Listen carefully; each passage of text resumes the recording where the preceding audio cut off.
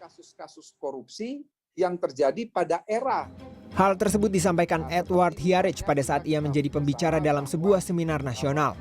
Ia menilai bahwa kedua mantan menteri itu layak untuk dituntut hukuman mati karena melakukan praktik korupsi di tengah pandemi COVID-19. Menurut Edward, ada dua alasan yang menguatkan untuk memberikan tuntutan terberat, yakni hukuman mati sesuai dengan Undang-Undang Pemberantasan Tindak Pidana Korupsi.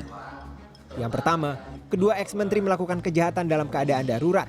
Dan yang kedua adalah dua orang tersebut melakukan korupsi selama masa jabatan masih berlangsung.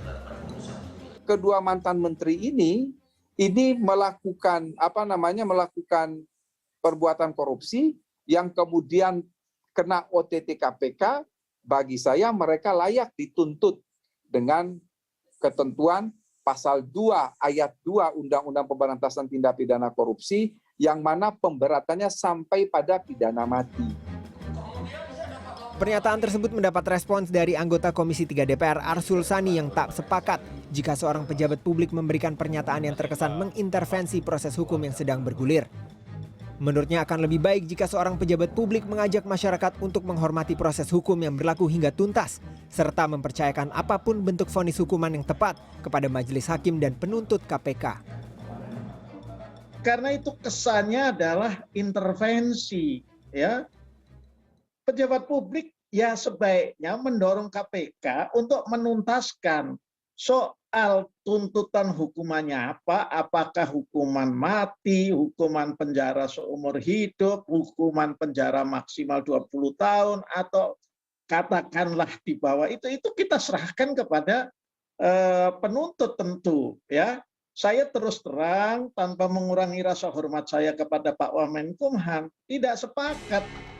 Indonesia Corruption Watch atau ICW pun tak sependapat dengan pernyataan Wamenkumham Edward Hiarich soal kelayakan tuntutan hukuman mati bagi dua ex-menteri tersebut. ICW menyebutkan 3 hal yang menjadi alasan mengapa hukuman mati tak berujung pada efek jera bagi sebuah perilaku korupsi di sebuah negara.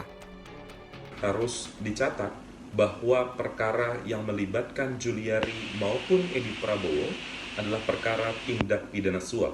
Mereka disangka dengan pasal 11 dan pasal 12 Undang-Undang Pemberantasan Tindak Pidana Korupsi yang sama sekali tidak mengakomodir pidana mati. Yang kedua, sudah jelas bahwa pidana mati tersebut bertentangan dengan hak asasi manusia.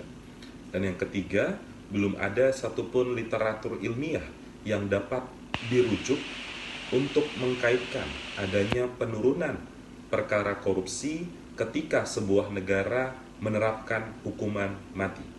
Jadi, ICW pada posisi menolak adanya hukuman mati. Meski dalam pasal 2 ayat 1 Undang-Undang Tipikor menjelaskan hukuman maksimal koruptor adalah hukuman mati karena dilakukan dalam keadaan darurat, namun faktanya Edi Prabowo dan Juliari Batubara dijerat pasal 11 dan 12 dalam Undang-Undang Tipikor karena dianggap melakukan suap, di mana pasal tersebut tak mengakomodir hukuman mati bagi pelakunya.